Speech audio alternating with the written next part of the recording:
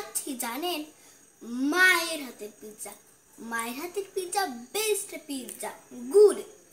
তো আজ ঈদের দিন, তো সবাইকে ঈদ মোবারক।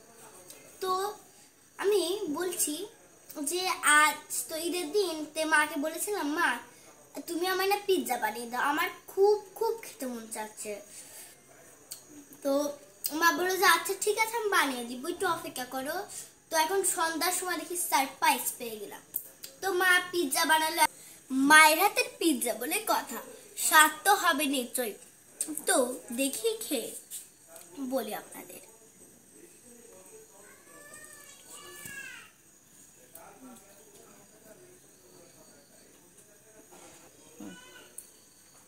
দারুণ হয়েছে, দারুণ। রেস্টুরেন্টের থেকে বাবা পিৎজা এনেছিল, ওই পিৎজাটা আমার তেমন একটু ভালো লাগেনি, কিন্তু আজ মা বানিয়েছে। মা একটা বেস্ট পিৎজা, বেস্ট। মা তোমাকে অনেক অনেক ধন্যবাদ আমাকে এই ঈদে বানিয়ে দেওয়ার জন্য। তোমাকে ঈদ মোবারক মা। পারি না যে আমার মার পিৎজা এতটা স্বাদ হবে, আমি তো খেয়ে মুগ্ধ হয়ে গিয়েছি, অনেক মজা। তো আশা করি সব সময় আমার মা আমাকে এত মজার মজার খাবার বানিয়ে খাবে।